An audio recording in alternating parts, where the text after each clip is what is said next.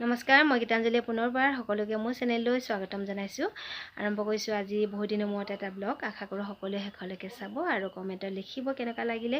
আৰু যিসকলে নতুনকৈ আহিছে চেনেলটো প্লিজ ছাবস্ক্ৰাইব কৰিব, লগতে সকলোৱে লাইকো কৰি যাব।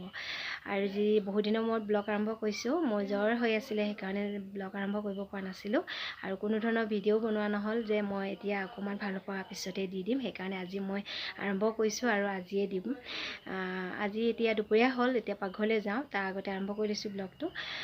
এতিয়া ছিজনে বাৰু, গৰম দিন গৈছে, ঠাণ্ডা দিন সোমাব, জ্বৰ চৰ্দি হয়েই। কিন্তু এতিয়াতো দিনকাল আগৰ নিচিনা নহয় যে কৰোণা যদি নহ'ল হয় আমি তেনেকৈ ভাবিলোঁ হয়। কিন্তু এতিয়া চাৰিওফালে যিহেতু কৰোণা এতিয়াও আছে, সেইকাৰণে ভয় এটা লাগি আছিলে খুব, কৰোণা হৈছে নেকি, পৰীক্ষা কৰিলে পজিটিভ ওলাব নেকি, ইমান ভয় এটা লাগি আছিলে। যিয়ে নহওক সেয়া বাৰু একো নহ'ল। ধিটিক ডক্টৰৰ ওচৰলৈ নিয়াৰ পাছত ডক্টৰে পৰীক্ষা কৰিব দিছিলে, নেগেটিভ পাইছে। তাৰপাছতে আমাক দৰৱ পাতি দিলে আৰু মোৰ অকণমান বেছিকৈ হৈছিলে আৰু মোতকৈ বেছিকৈ হ'ল ধিটিয়ে যিহেতু একেবাৰে খোৱা বোৱা নকৰিছিলে।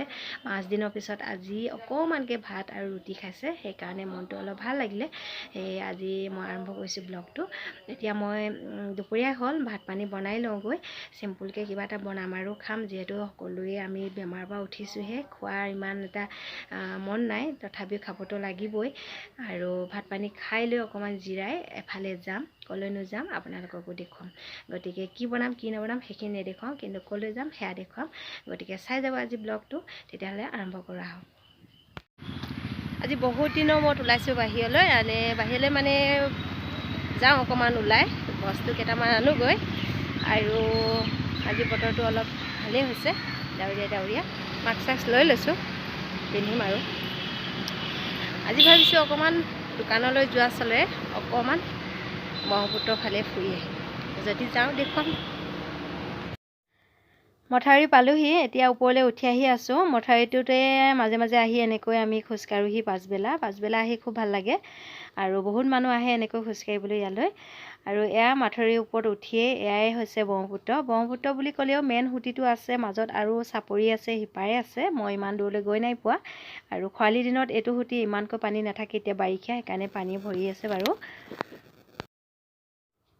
তেতিয়াহ'লে মথাউৰিৰ ওপৰে অকণমান খোজকাঢ়োঁ অলপ। আজি বতৰটো ইমান ধুনীয়া হৈছে আৰু মানুহ তেনেকৈ নাই ইমান বেছি। আমি বতাহ এজাক আছে, নদীৰ কাষত বতাহ এজাক থাকে, ঠাণ্ডা, খুব ভাল লাগিছে। আৰু সেয়াই ব্ৰহ্মপুত্ৰ, আৰু আকাশখন গোটেই ডাৱৰ আছে বগাকৈ। অকণমান দেৰি খোজকাঢ়োঁ ইয়াতে, মাস্ক খুলি লৈছোঁ। এতিয়া আমি খোজকাঢ়ি গৈ আছোঁ, অকণমান আগলৈ যাওঁ, আগত কি পাম দেখুৱাই আছোঁ।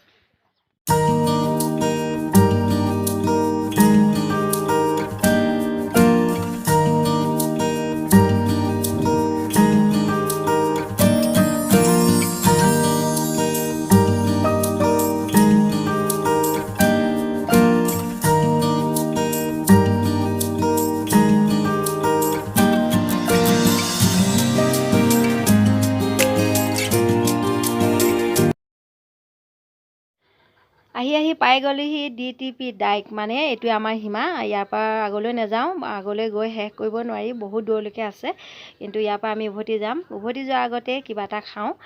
আৰু এয়া ল'লোঁ পাপৰি চাট আৰু ঝালমুড়ি। আৰু ধিটিৰ কাৰণে লৈ লৈছোঁ কেইটামান শুকান ফুচকা মানে অকল ফুচকাটো লৈছোঁ, আলু পিটিকাও লোৱা নাই আৰু তেতেলী পানীও লোৱা নাই।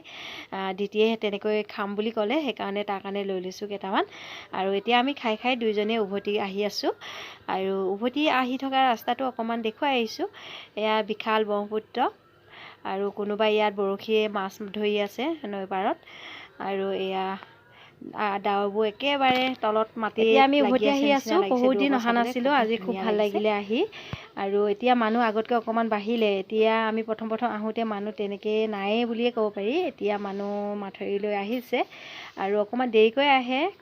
আমি কিন্তু অকণমান সোনকালে আহি সোনকালে যাব লাগে বুলি সোনকালে আহিলোঁ। আৰু বহুত দিনৰ মূৰত আহি খুব ভাল লাগিলে ইয়ালৈ। বেলেগলৈ ফুৰিব নগ'লেও হয়, ইয়াত যদি আহি এপাক খোজকাঢ়ি যাওঁ। এনেকৈ আহোঁ মাজে মাজে।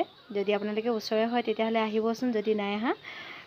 আৰু বেলিটো পৰিবগৈ এতিয়া আৰু আমি এয়া পাৰ হৈছোঁ। মাজে মাজে এনেকৈ ৰাস্তা মাজতে একোখন লোহাৰৰ ডাঙৰ ডাঙৰ গেট আছে, যাতে বাইক বা গাড়ীবোৰ সোমাব নোৱাৰে। আৰু এয়া আগফালে দেখিছে ন, সেই গছকেইজোপা বহুত পুৰণি গছ, কিন্তু ইমান ধুনীয়াকৈ সমান, যেন কোনোবাই ধুনীয়াকৈ সমানকৈ কাটিহে থৈছে। গছকেইজোপা চাই খুব ভাল লাগে, বহুত পুৰণি গছ।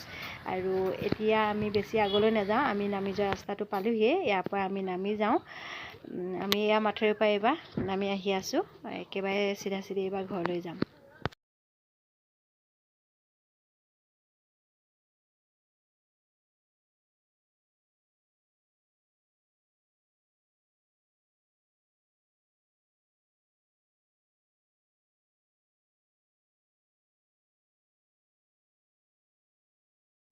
আমি ঘৰ আহি পালোহি। আহিয়ে ধিতি ফুচকাকেইটা খাবলৈ দিছোঁ। এতিয়া ধিতি জ্বৰৰ পৰা উঠিছে, তাক কিন্তু এনেকৈ বাহিৰৰ পৰা কিবা বস্তু আনি খোৱাটো ভাল নহয়, কিন্তু সি খাব মন কৰাৰ কাৰণে আনি দিছিলোঁ। 10টা আনিছিলোঁ, তাই 5টা খাইছে। আৰু অকল তেলত ফ্ৰাই কৰা ফুচকাটোহে খাইছে, পিটিকা বা তেতেলী পানী একো নাই দিয়া।